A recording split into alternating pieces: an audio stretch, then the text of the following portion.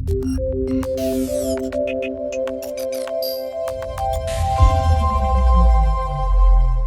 day, everyone, and welcome to the SuperTalk. We're back for our question and answer segment. We're looking at the return to traditional school phase-in plan. I'm here with Jake Berry, who's the producer of the SuperTalk and also the webmaster for the district, and we're going to go through a series of questions that we picked up along the way. Had an opportunity to talk to a group of parents, the Superintendent Parent Advisory Committee. Also had the opportunity to meet with Lead McAllen. That's a group of teachers that represent all of the campuses across the district, and also had the pleasure of meeting with the superintendent student ambassadors. And we were able to compile questions from the community, from principals, and we've put that together, and we want to go through it because we want to keep our community informed. And as you know, we already went through one series of questions, but we're here to answer some more. So Jake, what do you have for us today? All right. Our first question is, once we fill out the survey, is that survey set in stone for the remainder of the year? So as you know, right now, you've had an opportunity to fill out a parent choice survey. And we want you to know that it's not carved in stone. If you pick to stay remote and you change your mind, then that's okay. We wouldn't work with families along the way. All that we ask is that if you do pick the remote setting and the year starts, we ask that you wait to select the face-to-face model until the beginning of a 6-week period. That will be a clean transition. But if you have a special circumstance and you really need to get back to the campus and you picked a remote option, then we'll work with families on a case-by-case. Our second question is, what is the deadline to fill out the parent choice survey? The deadline is September 30th, and we ask that you do your very best to fill it out because that's really helping us from a logistics standpoint, and it's helping us plan as a district for the amount of students that we're going to see face-to-face. So please fill that out by September 30th for us. And with so many uncertainties, if they're not comfortable with deciding right now, should they fill out the survey? And we completely understand. I mean, there's a lot going on right now. There's a lot of uncertainty. So if you don't really know what you want to do at this point, all that we ask is that you go ahead and fill it out with the best information that you have right now. And if you decide to change your mind along the way, that you do that. But it'll really help us from a planning standpoint if we have all of our parents make a choice. And this question is, will my students' grades be affected if they choose not to go back to school? No, at this point, we're setting up a system where whether your child is in a face-to-face environment or whether your child is in a remote environment, they're going to still follow the same grading policy, and we're going to continue moving forward. If my child goes back to face-to-face learning, will there be a full day? If your child goes back to face-to-face learning, yes, we are looking at a full day of instruction for the face-to-face model. And will clubs be meeting after school, and will my student miss out on that? At this point, we're trying to stay away from as much face-to-face activity as we possibly can. So we're doing a lot of the remote, a lot of the virtual chess clubs, a lot of UIL academics through virtual and things of that sort. So we'll still have that up and running. And as you know, at this point, we have not made a decision on extracurricular activities. That order will be lifted by Dr. Ivan Melendez on the 27th. So once that's lifted, we'll make a decision on moving forward with extracurricular activities such as fall sports and fine arts.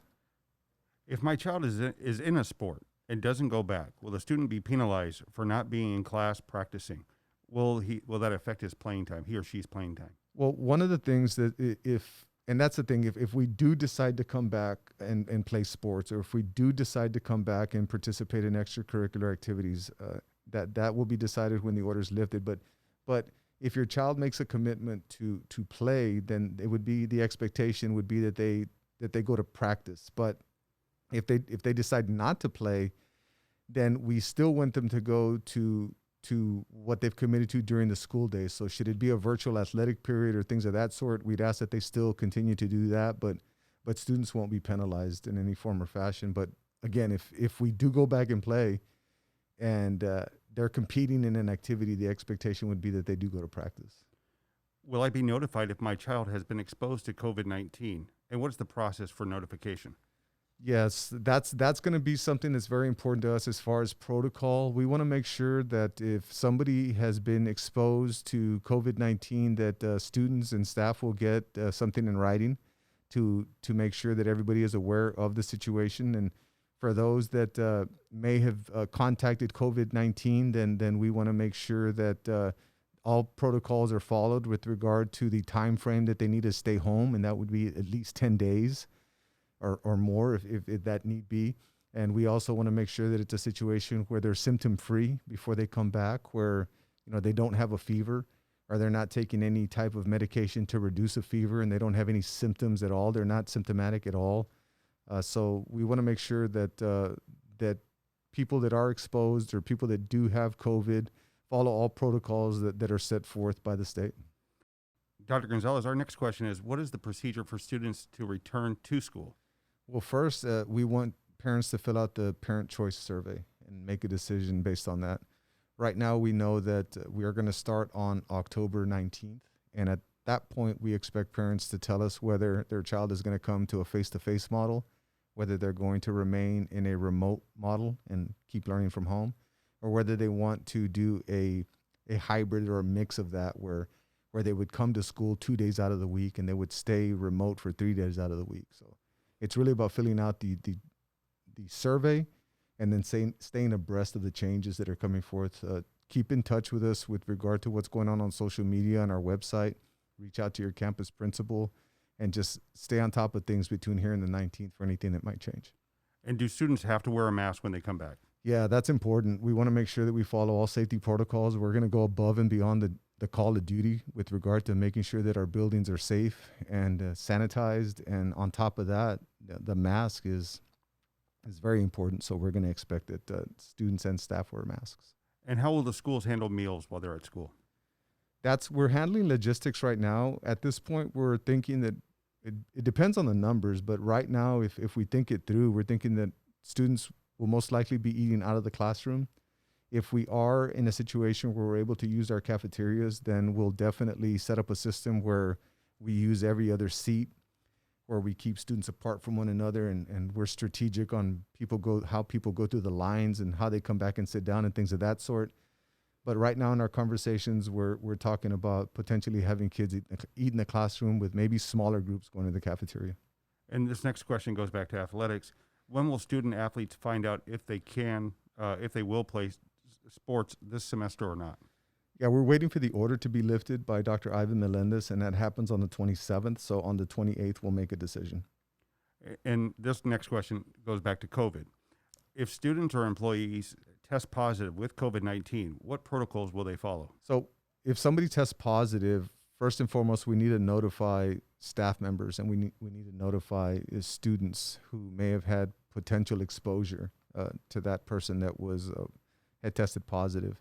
So that would be one. And if there's anybody that we believe, based on our contact tracing, that may have been exposed, then somebody from the district could reach out to that staff member or that student to let them know what the next steps would be for them.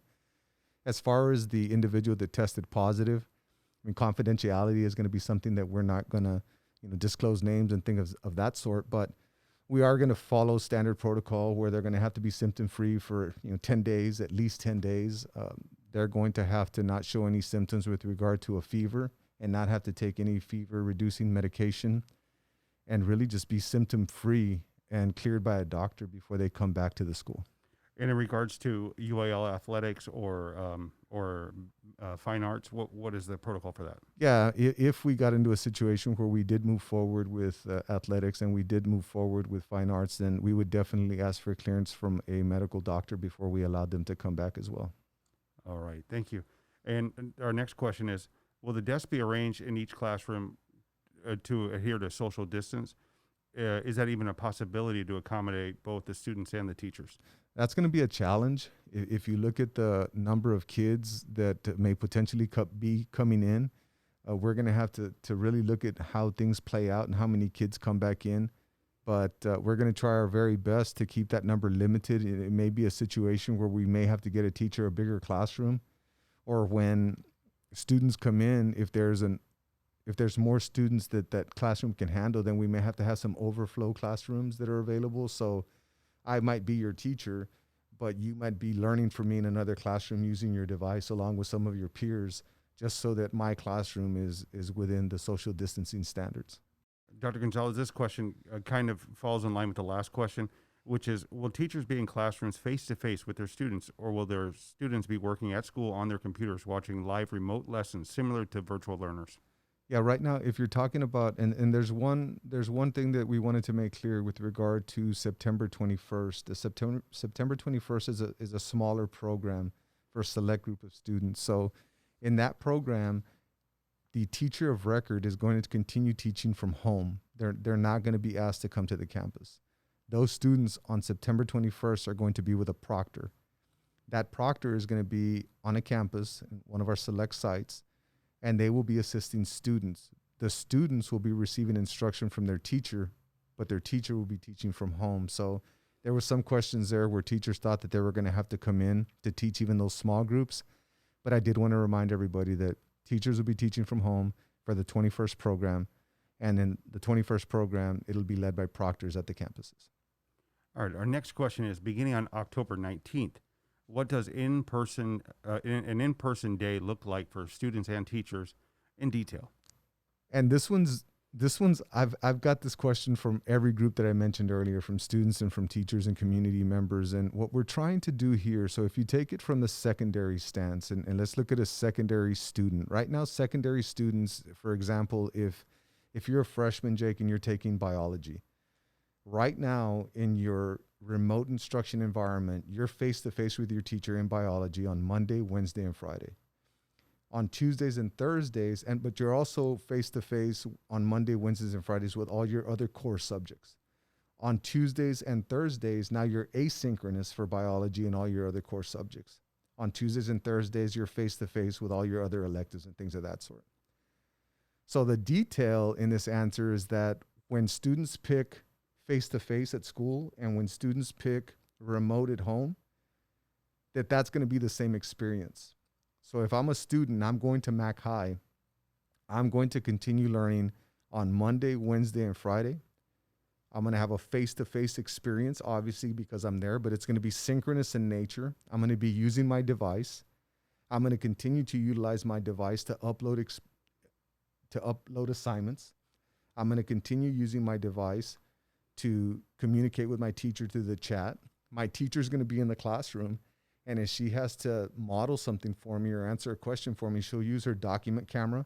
So we're not expecting teachers to move around the classroom, so that the students that are at home will still be engaged in that same environment. So essentially what teachers are doing from home right now, they would be doing from their classroom. So that's the detail part of it that we're trying to work out, because teachers were asking, well, am I going to have to do both? Am I going to have to teach face-to-face and remote? And what we want to do is just continue with the same game plan that we have right now. Continue utilizing the device, continue uploading assignments in the device, continue using the device to communicate with students. So that's the detail of it. We're trying to stay as synchronized as possible with the students that are in school and with the students that are at home. Now, the students that are at school will be moving from class to class. That was another question. There was a misconception. People thought that the students were just going to stay in that classroom. So what's going to happen is we're still going to have passing periods. You're still going to go from algebra to biology to English. You're still going to move throughout the day if you're at the campus level. But you're still going to also have asynchronous time, just like you do right now at home. At the elementary level, right now we have reading and math Monday through Friday at elementary. We also have a 8 in the morning to 12 noon real-time instruction. After lunch for elementary, we have asynchronous time where kids do independent work, but then teachers also call in small groups. That's going to continue. So if I'm an elementary student and I go to school, it's the same thing. We're trying to keep the experience of the kid that goes to the classroom aligned with the kid at home. So I have a first grader, a second grader, and a third grader. If they're at school, they're going to continue receiving instruction from their teacher through the device, although they're in the room. They're going to continue to upload assignments. They're going to continue to turn in assignments. They're going to continue to put their questions into the chat, just like they have been doing. The only difference now is now they're in the classroom or in the overflow classroom, but still learning from the teacher. The students that choose the remote environment are going to be doing the very same thing, but they're going to be at home. So what we're trying to do is create this alignment between the experience at home and the experience within the school, and keep the teacher pretty much running the same game plan that they've been running. that's the best detail that I can put into this answer. Work with your principals, teachers, if you want more detail, if you need more explanation. But in a nutshell, that's the way it's going to work. And I believe you answered it in this last question, but let me just ask this question since it came in. What does the combination face-to-face versus remote learning look like? And I think you hit on it. Yeah, the face-to-face and the remote is we're trying to synchronize both. But when you're doing the combination, I guess the question is asking if I don't pick remote and I don't pick in school, I pick the 50-50. I pick that. So what we want to do is I know that I had been saying Monday, Wednesday, Friday they would be at school, and Tuesday, Thursday they'd be at home. But after talking to the team, it would work better for us the other way, right? So Monday, Wednesday, and Friday, that student will be learning remotely from home. And then on Tuesdays and Thursdays, they would come into the school for the real, face-to-face experience. So that's the 50-50. We're asking that you come to school 2 days out of the week and stay home for 3. All right. And this next question involves teachers and kids. And it's if a teacher has 30 kids in a class returning, how will they follow safety guidelines? Yeah, that's where we're going to have to get creative. If you have that many kids coming into a classroom and we have to keep social distancing standards in play, then we're going to have to get a bigger space for that teacher to teach and keep those kids, or we're going to have some overflow. We're going to have a situation where you have X amount of students outside your classroom. But remember, the teacher is still going to be utilizing their device. The teacher is still going to be utilizing their document camera. The teacher is still going to be answering questions from the chat. The teacher is still going to be uploading assignments within the Google Classroom. And the students are going to still be interacting through the device. So whether the students at home, whether the students in front of the teacher, or whether the students in an overflow room, they should be getting the same experience. And that's the reason that we're using this methodology, is to create this alignment, because this is something that we've never experienced before, and we believe this is the best way that we can keep alignment within the different choices. The next question asks, what measures will be taken for teachers who are caretakers of elderly family or those who have a valid medical concern like pre-existing conditions? And that's a very real situation, and we're going to work with our staff members to make sure that we are empathetic toward their needs. So if you have a pre-existing condition, if you're in a situation where your medical doctor is saying it would put you in danger to work at the school site, then you would get with HR, and HR will take your situation on a case by case. We have a committee that's going to be looking at those requests. And then what we're going to do is we're going to make reasonable accommodations for those staff members. Now, if you have a situation where you're the primary caregiver to somebody that's in a situation where their doctor's saying they must stay home, then you could talk to HR as well, and we'll look at how the Family First COVID Response Act can apply to your situation. Now, the Families First COVID Response Act, that expires on December 31st.